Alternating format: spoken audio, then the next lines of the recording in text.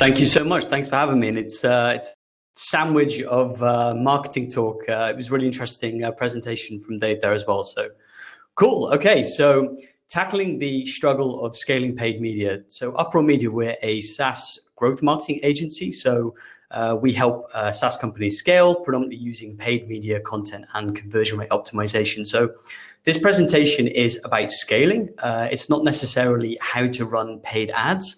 At this point, I would assume you'd already spent maybe 5, 10, 15K a month, and you're looking to 10x your budget. But of course, if you're looking to scale, then you can't use the same tactics when spending that amount. If you're looking to 10x, there are a completely unique set of challenges and strategies you need to deploy. So that's what I'm going to talk about here. So I'm going to start off with the boring bit, which is the numbers, the unit economics. And in my experience dealing with lots of SaaS companies, they don't really take the time to understand the unit economics. And what exactly do I mean by that? And sorry to give you the boring spreadsheet. I actually created this, and I'll put a link in the chat after the presentation so you can check it out. But I do want to go through some simple numbers and just highlight the points I'm trying to make.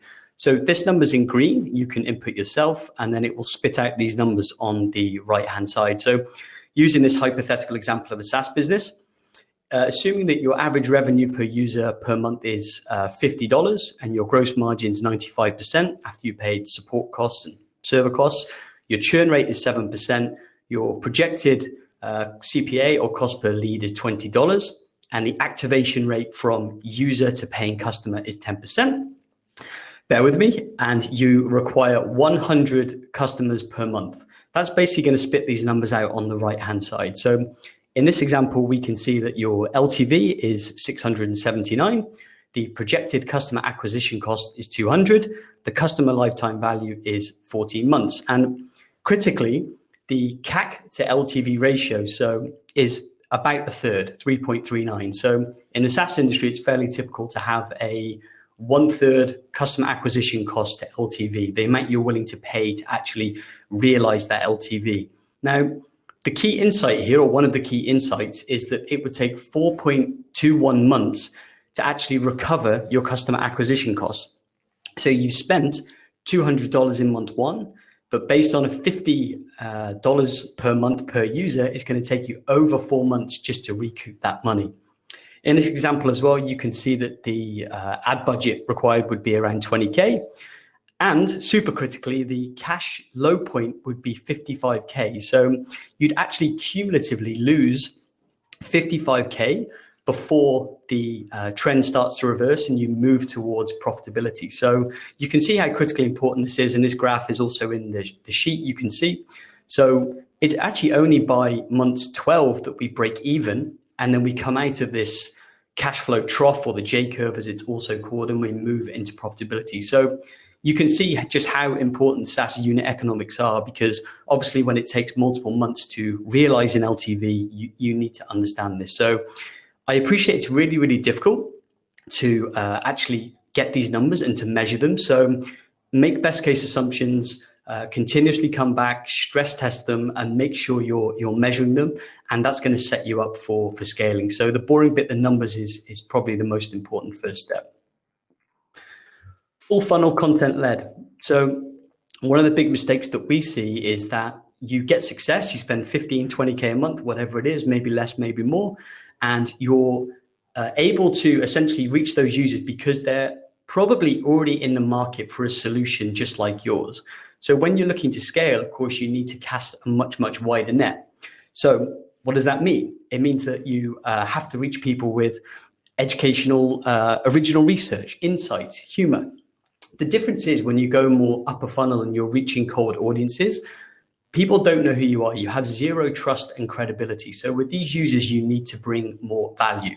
So ultimately, when you're thinking about taking a full funnel approach, you really need to align your content marketing team with the PPC team. So think about building trust and systematically bringing people down the funnel. How do you know what ads to create and what content to create? Well, you need a really, really deep customer understanding. So I think SaaS companies do a relatively good job of understanding who their customers are. And I'm not just talking about persona research, those cliche persona cards Nicole is a 29-year-old marketing manager in New York, and she likes cats. I'm talking about going way, way deeper than this. So you need to really understand, what are the motivations? What are the challenges they have? How should you speak to these people? Where do they hang out online? And of course, there are multiple ways you can collect this data. And of course, speaking to the product team as well, finding out what features within the tool they use. And once you really, really understand exactly who your customers are, then you know exactly how to speak with them and to resonate them with your ad copy and to create really, really great content. So it kind of goes without saying, but make sure this is applied to scaling paid media. Conversion rate optimization. This is a super broad topic, and there's definitely no way I can go in depth on this in a quick 10-minute presentation. But in my experience with SaaS companies, what I find is they will happily line the pockets of Google and Facebook and these other ad platforms with hundreds of thousands a month. They'll put huge amounts of resources and money into that top of funnel, but then they don't really allocate any money to conversion rate optimization, even as far as just doing simple A/B tests on landing pages. So make sure that if you're looking to scale, you have an equal amount or a decent amount of resources available to maximize the impact of those users you acquired, because in 2020, acquiring customers is incredibly expensive. So I've used the R funnel, which is one of many different customer journey frameworks, but really when you're thinking about conversion rate optimization, you shouldn't just be focusing here, which is predominantly where I see people spending their efforts. They set up experiments in the ad platforms, they set up experiments in the landing pages.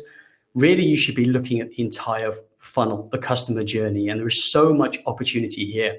If you're doing really, really well at acquiring those users on your landing page, you have a really, really good acquisition conversion rate, then how well are those people activating? How well are you actually monetizing those users and retaining them? And in my experience, way too much resources is allocated at the top of the funnel and not throughout the entire customer journey. So be aware of this when you're looking to scale. Another thing I would say is that growth marketers are really, really good at understanding the what and the kind of the when. So they know exactly which channels aren't working. They know which landing pages are poor from which devices, which countries, which channels, but they don't understand why. And before you run a campaign and you decide that it needs to be cut because it wasn't working, really, really try to get behind the why, because if you can't get behind the why, you're really not ready to scale. So you need to conduct customer surveys, polls, preference tests, 5-second tests, really, really uncover the why, and that will set you up for success when looking to scale paid media. Thank you.